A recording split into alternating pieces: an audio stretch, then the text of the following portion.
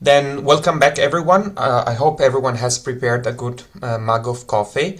And now we move to the last speaker of the day, who's going to be Ettore Aldrovandi.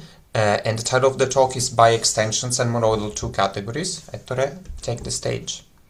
Thank you, and I'd like to thank everyone for being here and the organizers for inviting me. So this is a work that was done in collaboration with my, now former student, Milin Gunjal.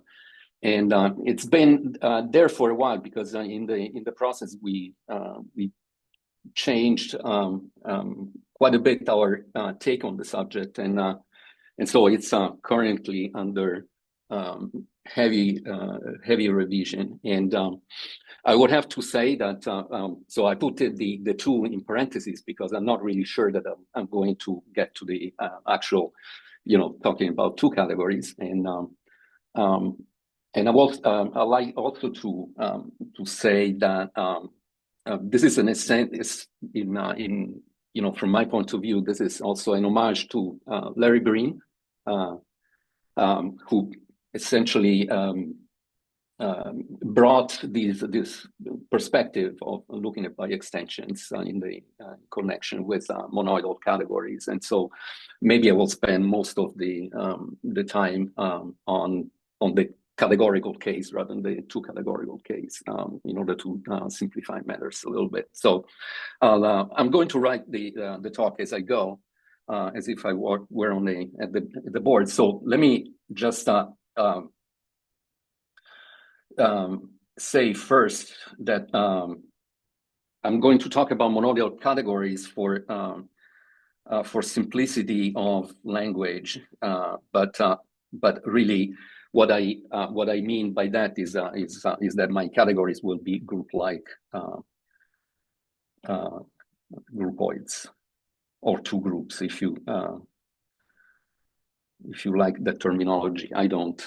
I think or GR categories maybe. And then later on, you can put the two in front of everything. So I usually will call my category C, and I will sort of think about these categories as extensions, and I'm going to tell you what these things are. So G will be simply the pi zero of C. So this is the group of equivalence classes of objects by under isomorphisms, and you have an equivalence between the kernel of P, or the homotopy kernel of P, and the suspension of A, where A is simply pi 1 of C, which is just the automorphism group of the unit object. So another way of thinking about this is that the kernel is equivalent to the category of A torsors. And so A is always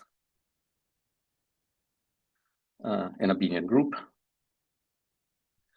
G may or may not be, of course, but I'm going to, for reasons that are going to become apparent later, I'm going to make two assumptions that will keep on the, fixed throughout the talk. Is that G will be assumed to always be abelian.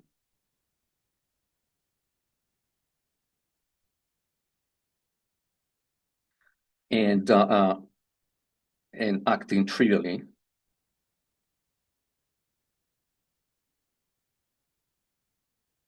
On A.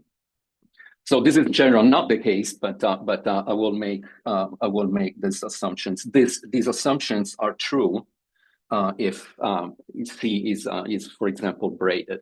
So and since we're talking about things about that are connected to braidings or to symmetric monoidal categories, this is it will be necessary to have these assumptions in place, and so this will be always the case. So true for braided, and symmetric, etc.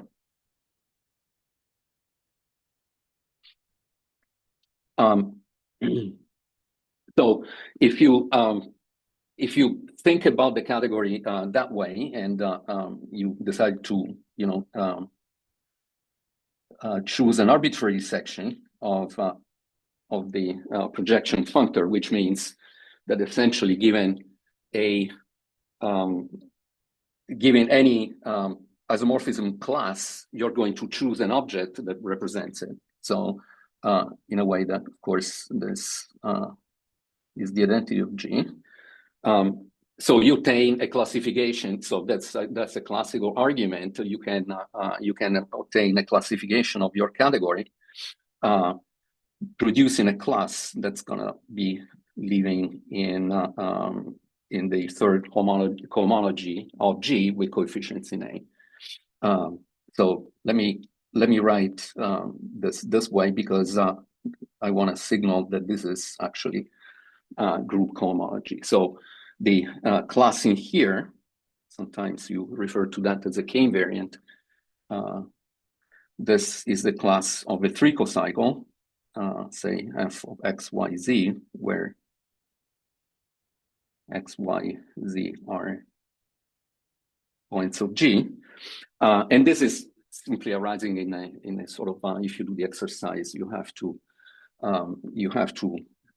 choose objects, and then there would be, if you choose two, then the lack of S being multiplicative is going to be measured by some morphism in C, and then the coherence of that will imply that there is an element of A which satisfies the cocycle condition. So this is kind of well known, and it's if you like that sort of thing, it's a fun exercise, but I will not write it down in case you don't like it. So this sequence actually extends in the sense that if let me mention here that if the category is braided, then the class actually comes from a one level up. So going in a direction that's given by suspension maps. So at this point, G has to be abelian.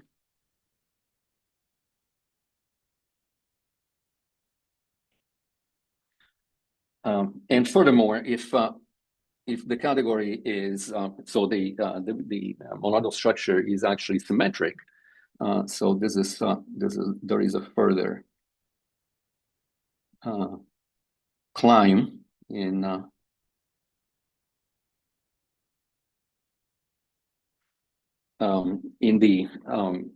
the ladder. So these are the maps that you see here. These are induced by these are simply suspension maps in topology. The true, indeed, I used the word K invariant before, but a little in a little improper fashion, because in the K invariant lives here, actually, in the case of symmetric monoidal. In the case of the symmetric monoidal category, this is stable. And so stability ends here, and then you can keep going, but by increasing the indices, but all the groups will be isomorphic to one another. That's the one that signs of the stability situation. So this is very old stuff, already coming from Eilenberg-MacLane. Maybe just let me say one thing about these strange notations. So these are iterated bar constructions. So you can calculate the group cohomology by in the usual way. If G is abelian, you can iterate the bar construction, and so that's at least originally how Eilenberg-MacLane introduced the cohomology for abelian group. The cohomology at this level doesn't see that G is abelian. So I will refrain to write how you get this, but let me just mention the following thing. So as I said, there is a cocycle condition here, but if there is a braiding,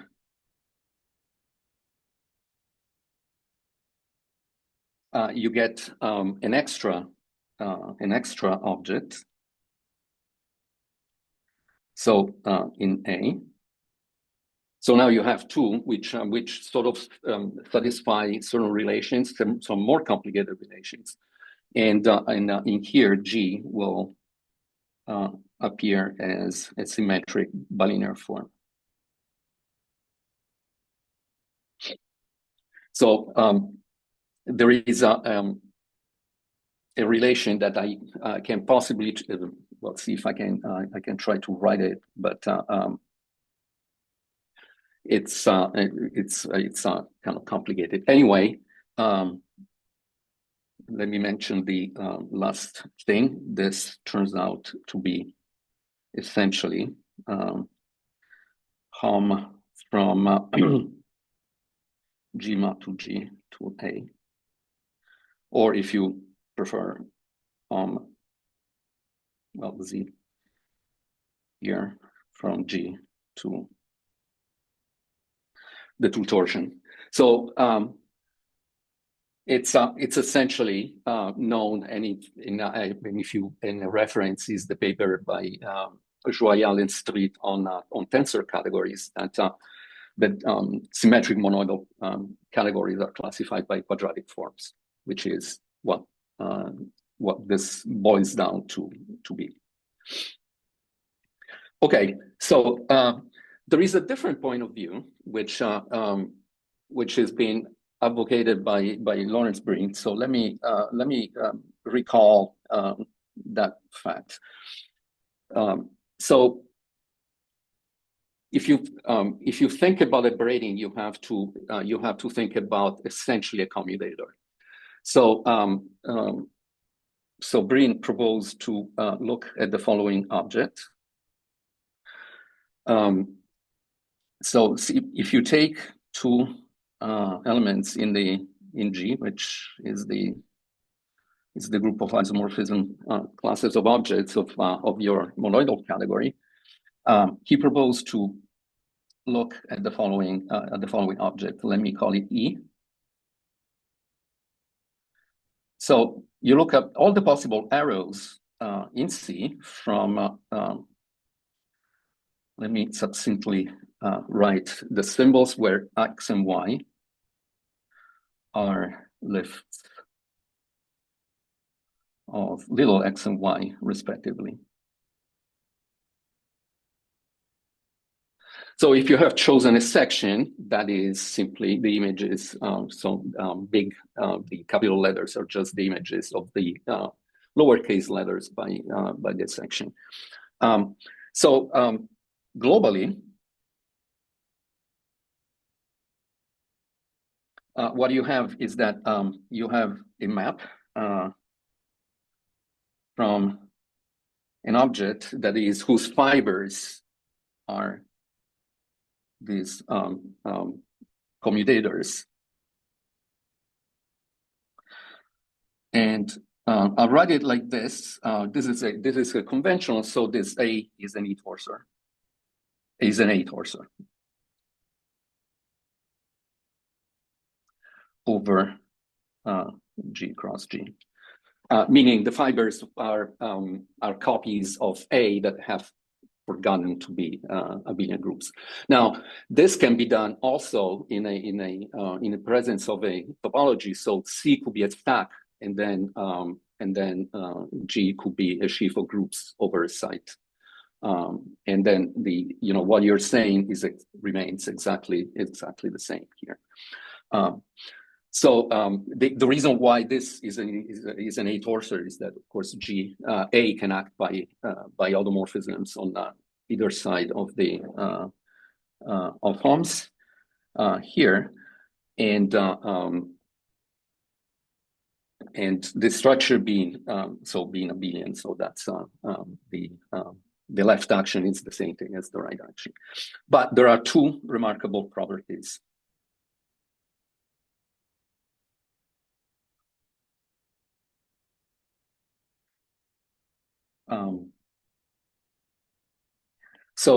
The E has two partial composition laws. So there are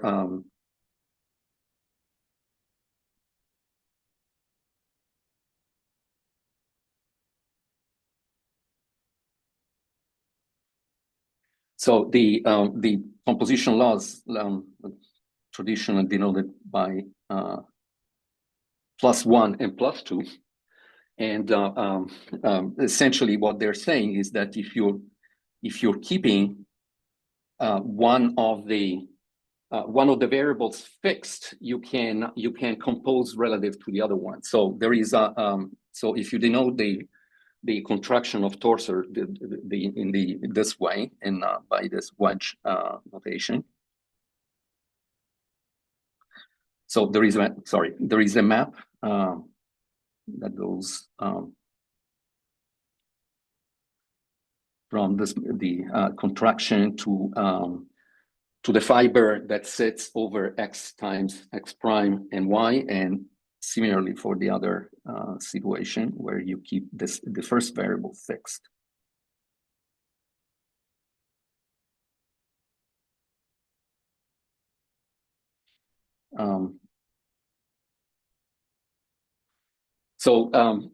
What is this? Well, maybe so this is the so-called contracted product of torsors.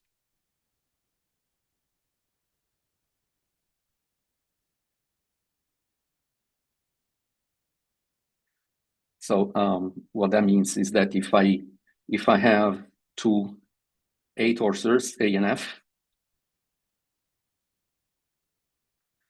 this is E, E and F, and this is E cross F, which is sometimes denoted like that. This is an A cross A torsor. You mod out a diagonal action, and you get an A torsor again. This is standard construction differential geometry, where you take contraction of two principal bundles or two line bundles. So that sort of geometric construction. So there are two partial composition laws. What they are is simply this following. It follows from this consideration. Suppose that you have so the composition laws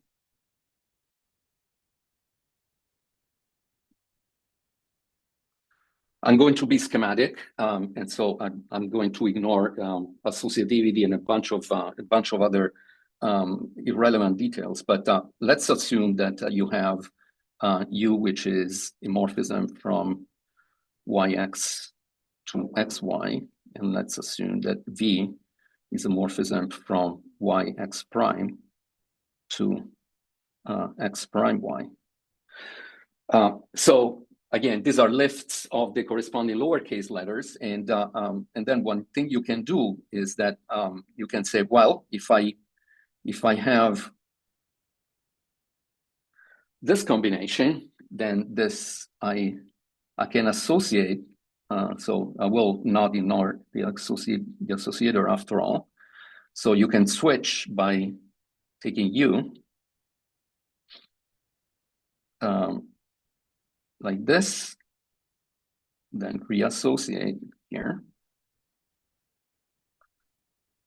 Then you imagine what's going to happen. So this is x prime y by way of xv, and finally you can reassociate again.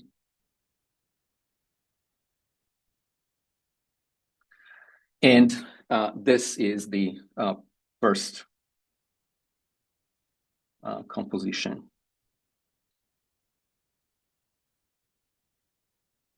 Law that I mentioned before. The second is defined exactly the same way. So the first observation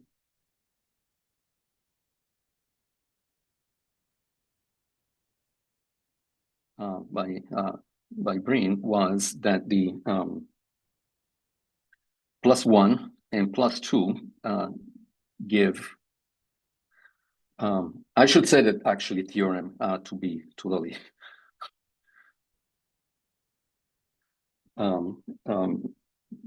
So +1 and +2 give E, the structure of a biextension.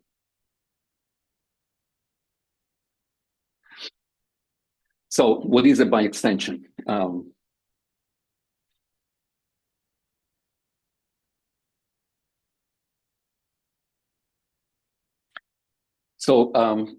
Like I said, so a biextension is, so I'm keeping fixed my G and A abelian groups.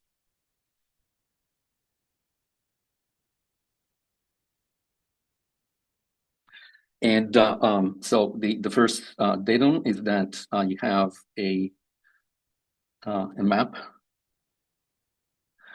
giving an A torsor over G cross G. And there are two partial laws, as I said before. So you have to have two partial +1 and 2 composition laws.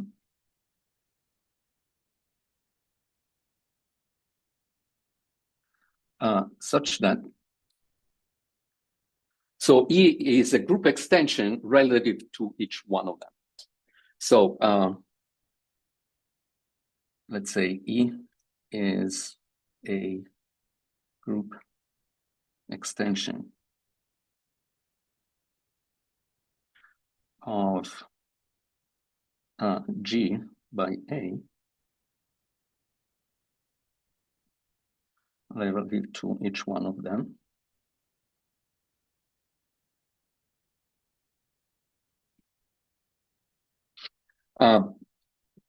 So what that means is that I can think of E as being an extension of G over the base G. So sorry for writing this, but and this. So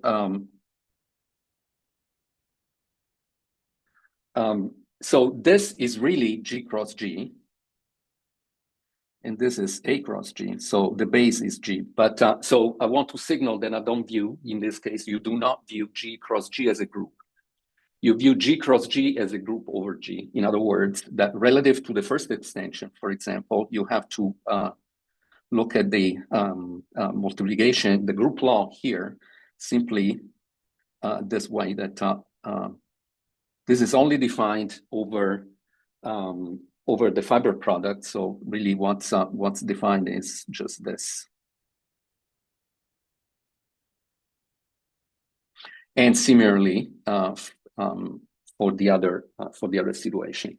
So what that means is that fixing one variable, E is an extension of G by A relative to the other variable. These things have to happen simultaneously. And so the last piece of data that you have to add is that these guys must be compatible. So what must be happening is that if I have UMV in E, and then so we have to be careful here. So let's say that so these guys are, yeah, this is, I have to write the fiber appropriately. So let me say this. Let me put it this way. So what must be happening is the following: that if I take the if I look at four possible combinations. So I can take the first multiplication, keeping the second variable fixed. And then I can move I can take another copy by taking fibers all over the place this way. So here I can multiply these two and these two. That will be the first multiplication. So I have something here that now is x prime y contraction with x prime y prime. So this is what happened here is that you multiply using the first structure. Now you can multiply using the second structure because the first variable is common.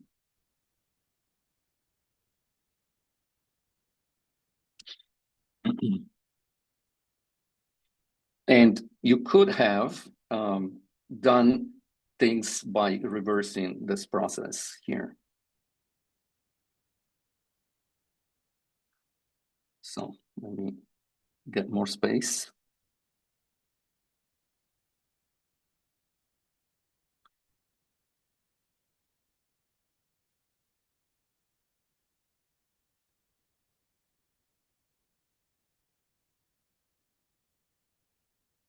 So here I would switch the order. So this is possible by because you can do that in the category of torsor. And so here you can do the second multiplication first twice, and then here you have x, y prime.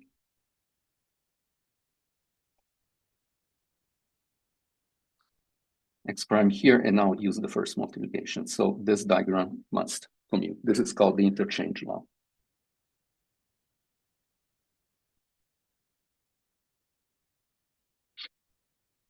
So this is a biextension in a very quick way. This is what a biextension is. It's this way. The notion was formulated by Mumford, and you can read all about it in Grothendieck if you read SGA 7. So the theorem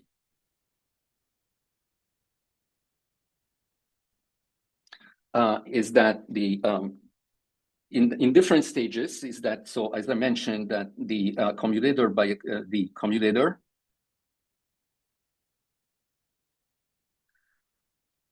is a biextension in the sense that I've described before. So what that means is that if you go back to these multiplications defined here, you can actually prove that they satisfy the interchange law by checking the diagrams in the monoidal category. Then the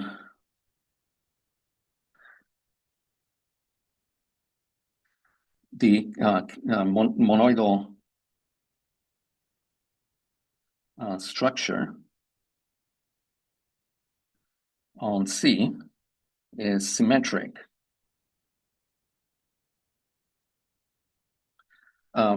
Precisely when the biextension E is a so-called is an alternating biextension. So so this is due to Breen.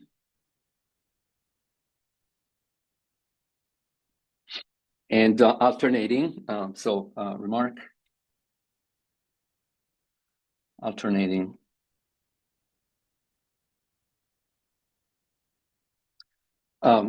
means a complicated thing. So it's described in several ways. So it means that essentially it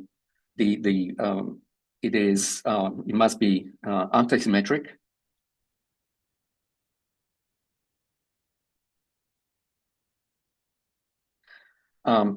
And if you take the diagonal here,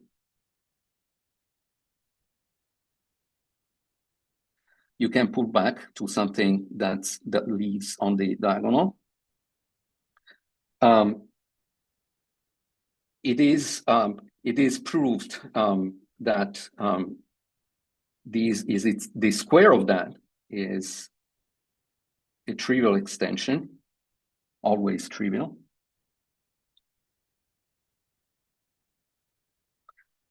And so what defines the alternating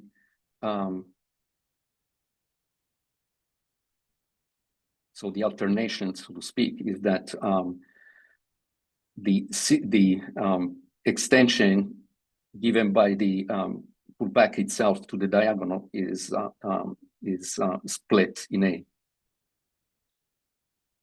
a compatible way.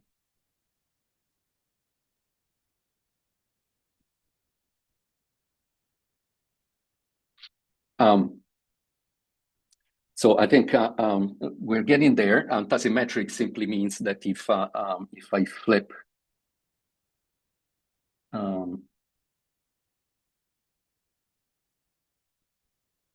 with a swap map, so this will turn into its dual. This is something that you can get geometrically by looking at the diagrams in the category and proving that a monoidal category with G abelian and acting trivial A always has these properties. And then you can characterize the symmetric monoidal categories this way.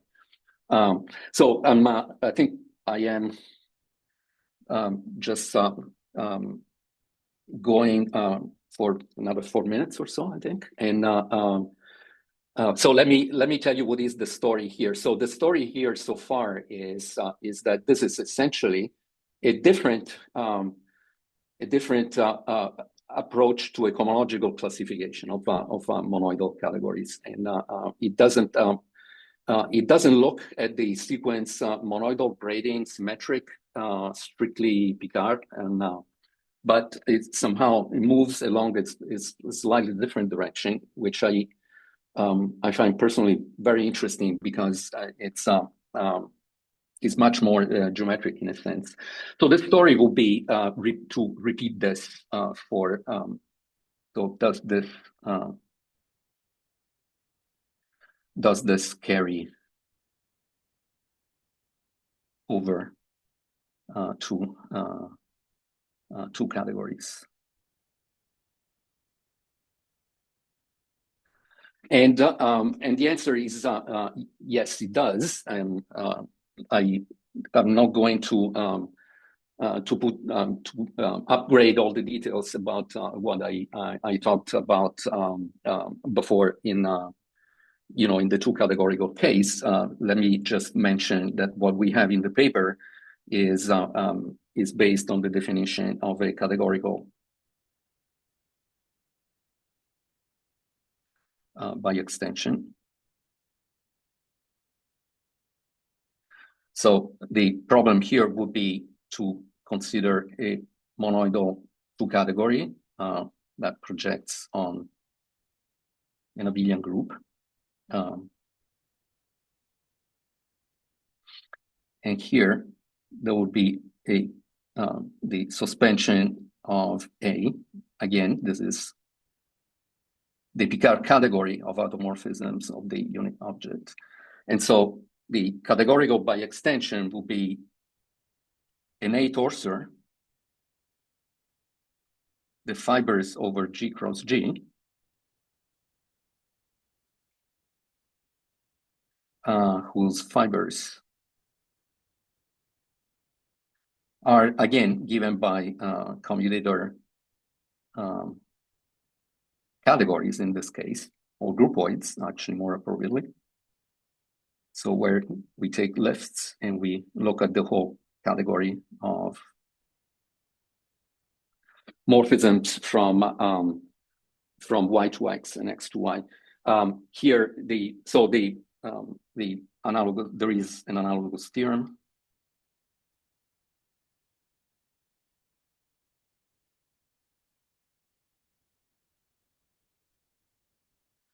which of course hides the fact that the definition of the biextension itself is much more complicated due to an increased number of coherence conditions that you need to address. So, but the story more or less is more or less very similar. Question of whether this is a simpler version of looking at monoidal categories is remains to be seen. I find it simply much more. It's probably more elegant and compelling than the traditional cohomological sequence. So I think I'm out of time. So I think that's basically it. And thank you. Thank you very much, Ettore, for the talk. And now I think we have time for at least one question. We move to question time. Does anybody have a question to ask?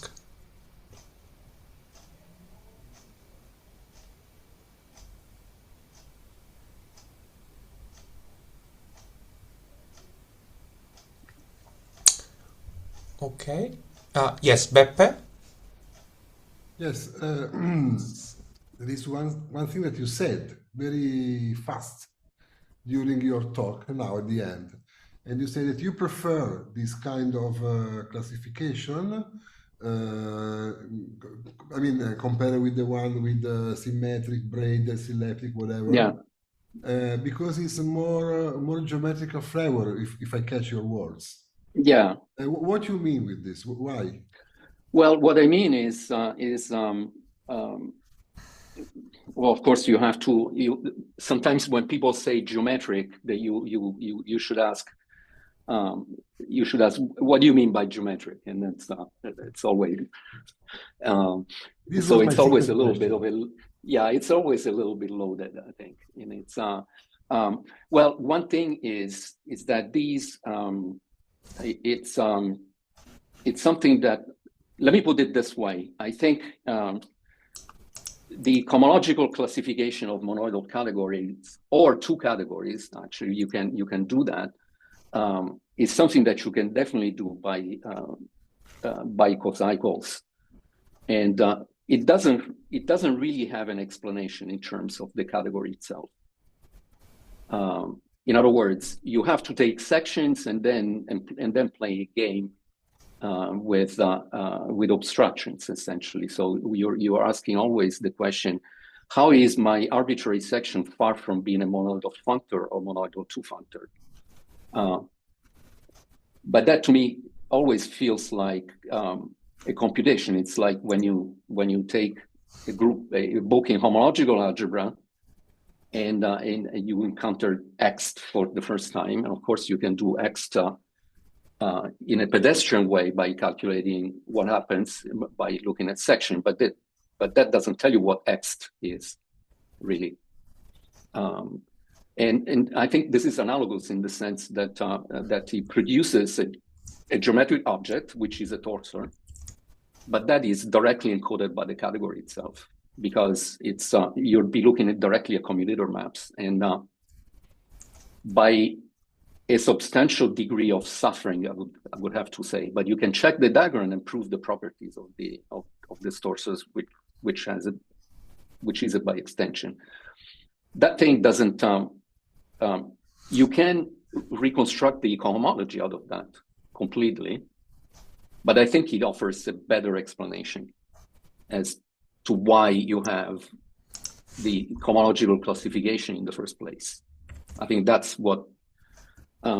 It's probably not simpler because that if you have to compute, you compute. But I think this is a conceptually more satisfying. I think it also ties much better, but that's another conversation. I think it ties much better with questions of why you climb that suspension maps and how this relates to questions related to what you can extract from. Universal coefficient sequences and derived functors, but I think this is what motivated Breen into studying this particular aspect of monoidal categories, in the sense that he was interested in derive functors on not additive functors on abelian groups. And lots of those questions are still open. And he found this theory that I find very, very beautiful. So I don't know if that answers your question. But